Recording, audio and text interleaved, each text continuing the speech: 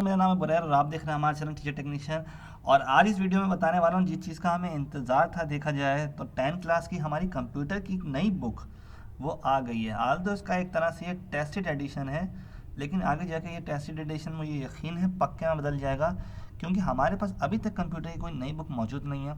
और यकीनन इन लोगों के प्रैक्टिकल के बाद इन लोगों को नई बुक तो छापनी ही यानी पब्लिश करनी ही थी। तो ये जो नई बुक आई है इसमें बहुत डिफरेंट कंटेंट होने वाला है जो अक्सर सिंध बोर्ड के बच्चों ने नहीं पढ़ा होता। तो यहाँ पे हमारी नई बुक का स्टार्ट होता है जैसे सब कुछ से बिस्मिल्लाह सबसे पहले।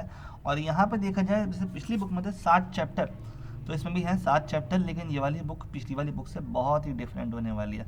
तो पहला हमारे पास है प्रॉब्लम सॉल्विंग, एल्गोरिथम डिज़ाइनिंग। दूसरा चैप्टर है basic of programming in C language या C++। जहाँ मैं पढ़ा रहा था मैंने अपने बच्चों को बार बार ये बताया था कि सी लैंग्वेज आने वाली है, सी लैंग्वेज आने वाली है।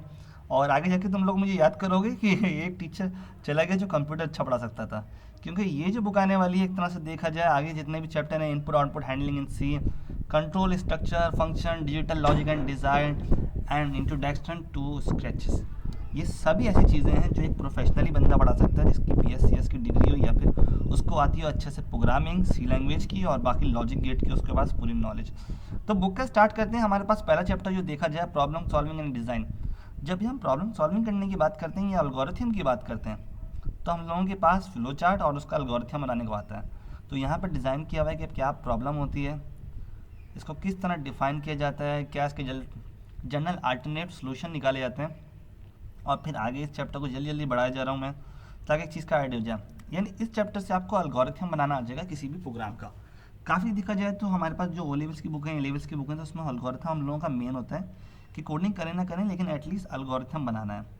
तो पहला चैप्टर आपका डिपेंड करता है एल्गोरिथम्स पे और चीज़ों पर डिपेंड करता है फ्लो चार्ट, कि जो चीज़ का आपने एल्गोरिथम बनाया है उसकी ग्राफिकल रिप्रेजेंटेशन हो। जैसे मिसाल के तौर पर ये एक प्रोग्राम बना हुआ है, 3 इनपुट लिए हमने, सम करवाया, उसकी परसेंटेज निकलवाई। परसेंटेज अगर हमारे पास 70 से ज़्यादा है तो हमारे पास वेल डन है, और अगर कम है तब भी हमारे पास वेल डन ही है। कमाल की बात है, यहाँ पर थोड़ी सी गलती हुई है मेरे ख्याल से प्रोग्राम में। तो यहाँ पे एल्गोरिथम फ्लो चार्ट में एक डिफरेंस दिया हुआ है। तो ये है हमारा पहला चैप्टर। जल्दी जल्दी हम आगे चलेंगे। डाटा स्ट्रक्चर के बारे में बताया कि स्टैक क्या होता है, क्यूरीज क्या होती हैं, एरेज क्या होते हैं। एरेज हमारे सी लैंग्वेज में बहुत ज़्यादा यूज़ होते हैं, किसी भी प्रोग्रामिंग लैंग्वेज में ऐसे देखा जाए तो एरे एक तरह का यूज़ होता है। हमने जल्दी जल्दी ग्राफ के बारे में पढ़ा, ट्री के बारे में पढ़ा, और पहला चैप्टर से जल्दी से आगे बढ़ा के मैं आ रहा हूँ दूसरे चैप्टर की तरफ। दूसरा चैप्टर का नाम आप देख लें C++ प्रोग्रामिंग। यानी हम लोग सिर्फ C++ पढ़ेंगे, not only C language. C language की थोड़ी सी कोडिंग इससे डिफरेंट होती है, हम इसमें पूरा बात करेंगे C++ की। इसमें हमारे पास IDE होता है, जैसे हमारे पास पुरानी लैंग्वेजेस में नहीं था, तो इसमें हमारे पास एक IDE का ऑप्शन होता है, जिसके बारे में अगर देखा जाए तो मैं आपको पेजेस दिखा रहा हूँ। जल्दी जल्दी आगे बढ़ें। Low level, high level, machine language की टाइप्स, इन लोगों के डिफरेंस, फिर प्रोग्रामिंग लैंग्वेज। चलिए जल्दी, कंपाइलर, असेंबलर जो पिछले पढ़ा था हम लोगों ने। लेकिन इस चीज़ को, हाँ ये रहा IDE हमारे पास इंटीग्रेटेड डेवलपमेंट इन्वायरमेंट। इसके ज़रिए हमारे पास कंपाइल का ऑप्शन, असेंबलिंग का ऑप्शन और बाकी जो तरह तरह के ऑप्शन होते हैं कि किस तरह से हम डाटा को कॉपी पेस्ट करते हैं। तो एक तरह से ये प्रोग्रामिंग टूल होता है जो हमारे पास मशीनों में काम आता है, यानी प्रोग्रामिंग लैंग्वेजेस में काम आता है। और अगर देखा जाए तो हमें IDE के बाद यहाँ पे सिंपल सी लैंग्वेज का बताया जा रहा है कि सी लैंग्वेज में क्या क्या चीज़ें होती हैं। अब यहाँ पे हम लोग इसको जल्दी जल्दी आगे बढ़ा रहे हैं। एक सॉफ्टवेयर के अंदर नाम दिखाया हुआ है कि सॉफ्टवेयर इंस्टॉल कर लें देव सी के नाम से। यहाँ पे हमारी सी लैंग्वेज की छोटी सी कोडिंग दिखाई गई है कि साइट पे जो प्रोग्राम बना हुआ है हेलो वर्ल्ड का। पहला प्रोग्राम आपका ये होता है कि आप एक चीज़ को टाइप कर पाएँ हेलो वर्ल्ड। ये नॉर्मल यूनिवर्सिटीज़ में भी यही कराया जाता है कि पहला प्रोग्राम जो सी लैंग्वेज का होगा वो हेलो वर्ल्ड का होगा, कि आप खुद से हेलो लिख के दिखा पाएँ कि आप सी लैंग्वेज की दुनिया में आ चुके हैं और उस दुनिया को बोल रहे हैं कि हाय मैं आ गया हूँ भाई इस प्रोग्रामिंग लैंग्वेज में। और देखा जाए तो बहुत अच्छी किताब बनाई है सिंध बोर्ड वालों की तरफ से, वरना सिंध बोर्ड की तरफ से जो किताब चल रही थी भाई बहुत ही कोई बुरा हाल था उसका। और अभी तक हम लोग 98 विंडोज़ ही पढ़ रहे थे। तो ये reverse word, C language in programming, ये हमारे पास कुछ चीज़ें कि क्या क्या चीज़ क्या काम आती हैं। इसके करेक्टर के बुलाना अलजबरा, या फिर हम लोगों का करेक्टर का डाटा कितने बाइट्स का होता है, कितनी रेंज का होता है। आल तो अगर किसी ने ये पढ़ लिया ना तो सेकेंड ईयर की जो हमारी सी लैंग्वेज की कोडिंग है वो भी उसको ऐसी ही आ जाएगी खुद ब खुद ही। क्यों? क्योंकि ये बहुत ज़्यादा हार्ड है बनस्बत पिछली बुक से। और इस बुक में अगर देखा जाए तो जल्दी जल्दी मैं आगे बढ़ा रहा हूँ इस बात से कि आपको ये चीज़ पता चल पाए कि हम लोग क्या क्या पढ़ने वाले हैं। दूसरा हमारे पास आ गया सी लैंग्वेज का बेसिक स्ट्रक्चर, जो हमारे पास इंक्लूड स्टूडियो या इंक्लूड iOS स्ट्रीम से होता है। वॉइड में इनवाइड हम लोगों का पहला प्रोग्राम कि हम लोगों ने प्रोग्राम खाली बनाया है या किस में बनाया, जल्दी जल्दी इसकी स्टेटमेंट और ये सब कुछ प्रोग्रामिंग शुरू हुई है। तो इस साल इन लोगों की कोडिंग भी आने वाली है और बहुत कुछ ही स्पेशल होने वाला है। मे भी हो सकता है कि इस साल हम लोगों को आगे जाके कम से कम मैट्रिक में GW बेसिक के प्रोग्राम नहीं बनाने पड़े। तो ये सारे इसकी चीज़ें होती हैं, यानी इसके फंक्शंस होते हैं, गेट करेक्टर, गेट CH, और इसकी स्टेटमेंट को हम लोगों ने बताया हुआ है। स्केप सीक्वेंस, ये भी एक बहुत अच्छा टॉपिक है हम लोगों का, किस तरह हम लोग लाइन या कोई गैप देते हैं किसी सी लैंग्वेज में। तो यहाँ पे हम लोगों के ऑपरेटर्स बताए हुए कि कौन कौन से ऑपरेटर होते हैं सी लैंग्वेज में, किस तरह से हम लोग एडिशन, सब्ट्रैक्शन, मल्टीप्लिकेशन, डिवीजन या रिमाइंडर मॉड्यूल्स जो होता है हमारे प्रोग्राम बनाने का, वो परफॉर्म कर सकते हैं। तो जैसे GW बेसिक में नाम लिखना हमारे लिए बड़ी बात होती थी, ऐसी सी लैंग्वेज में पूरे पूरे कैलकुलेटर के प्रोग्राम बनते हैं। ये हमारे पास एक प्रोग्राम बना हुआ है कैलकुलेटर का कि इसमें हम लोग एडिशन, सब्ट्रैक्शन, मल्टीप्लिकेशन और रिमाइंडर बना सकें, और इसका आउटपुट ये आ रहा है। तो ये एक तरह का देखा जाए तो बुक में बहुत चीज़ें मेंटेन की हुई हैं और पूरी कलरफुल बुक बनाई है। इवन ये काफ़ी सस्ती रुपये पैसों में आएगी क्योंकि सिंटैक्स बुक की है। और बाकी आगे देखते हैं इसमें और क्या क्या चैप्टर है। मैंने भी बुक अभी तक सही तरह से देखी नहीं है। कंट्रोल स्ट्रक्चर, यानी जब सी लैंग्वेज में लूपिंग की बात आती है या फिर कोई स्ट्रक्चर लगाना होता है इफ़ एंड एल्स का, या हमारे पास कोई केसेस होते हैं जैसे स्विच स्टेटमेंट या इफ़ एंड एल्स जो कंडीशन होती थी हमारे पास प्रोग्रामिंग लैंग्वेज में। तो ये सारी चीज़ें मैं जल्दी जल्दी इसको बढ़ा रहा हूँ। एल्स आ गया, इफ़ एल्स एल्स आ गया, नेस्टेड इफ भी बोलते हैं, स्विच केस आ गया। और देखा जाए इसमें सेकेंड ईयर की कंप्यूटर पढ़ी हुई है ना, वो ये चीज़ देख के समझ सकता है। लेकिन जो मैट्रिक के बच्चे होंगे पता नहीं क्या होगा, क्योंकि यहाँ पे ये सारी लूपिंग इस्तेमाल हो रही है। आल दो मैंने थोड़ी बहुत लूपिंग वूपिंग के बारे में थोड़ा बच्चों को बताया था GW बेसिक में भी, लेकिन यहाँ पे जब प्रॉपर इसकी बात आ जाए और उसके प्रॉपर डिफरेंस, तो ये थोड़ा हो जाएगा हार्ड।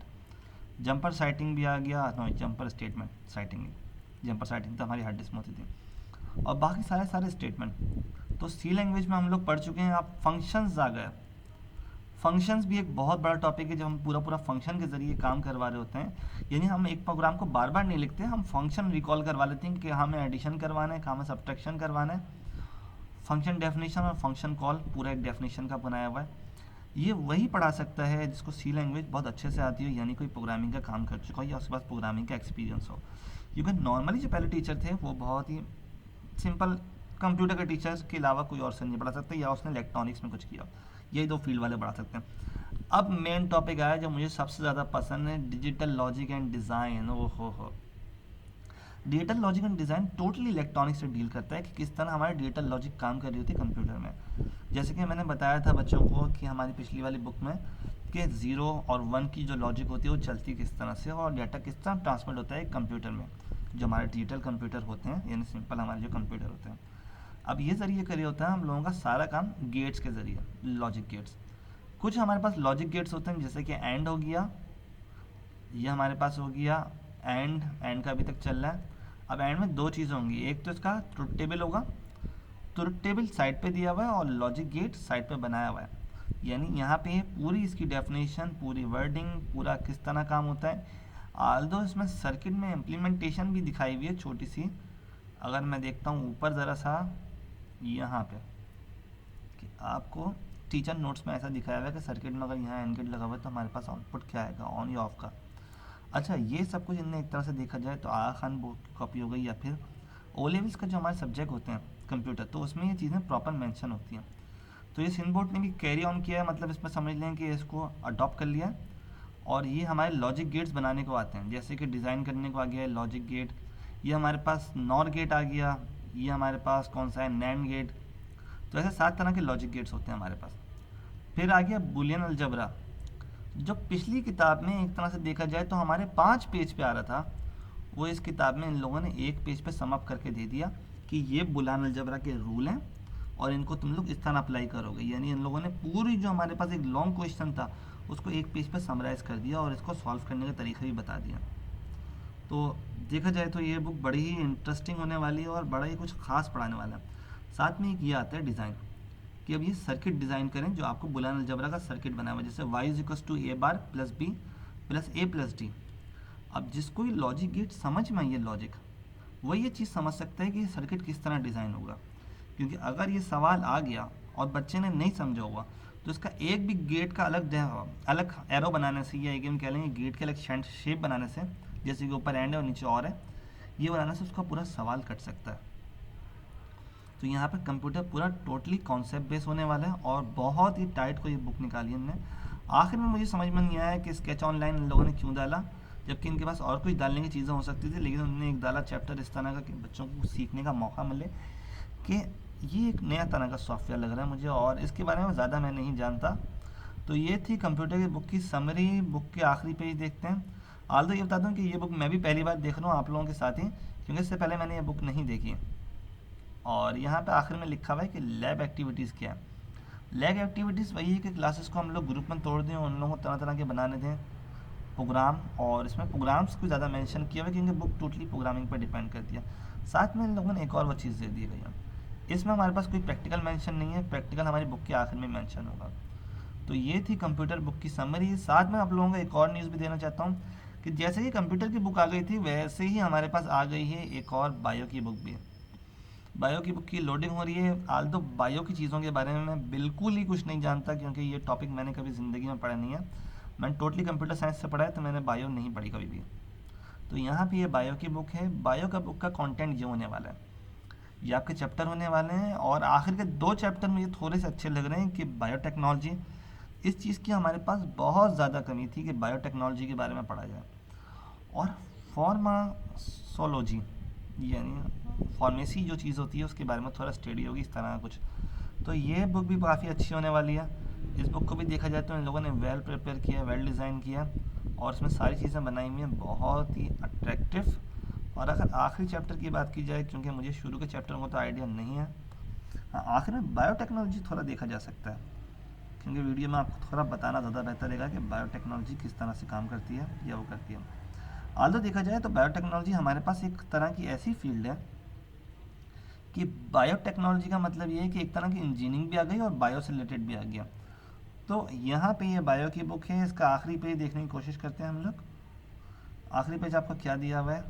अब ये कंप्यूटर लोड ले रहा है, क्योंकि देखा जाए तो ये बुक काफ़ी थोड़ी सी बड़ी है, इवन ये तकरीबन 150 MB की है, इतना तो वो नहीं हो पाएगी, लेकिन यहाँ पे मुझे लग रहा है कि ये बुक हो गई स्टक। तो उम्मीद है ये वीडियो समझ में आई होगी, पसंद आई होगी, और यहाँ पे इसका लास्ट पेज आ गया है। तो ये थी हमारी बायो की बुक और ये थी हमारी कंप्यूटर की बुक। तो वीडियो को लाइक और शेयर करना मत भूलिएगा, और बच्चों को पहुँचे ये सारे इन्फॉर्मेशन कि जो जो स्टूडेंट आने वाले हैं 9 में या फिर 10 में, तो वो आगे सोच समझ के आएंगे कंप्यूटर की बुक नई आ गई है और उसको थोड़ा पढ़ना मुश्किल होने वाला है अगर आपका कंप्यूटर में इंटरेस्ट ना हुआ तो। उम्मीद है ये वीडियो पसंद आई होगी।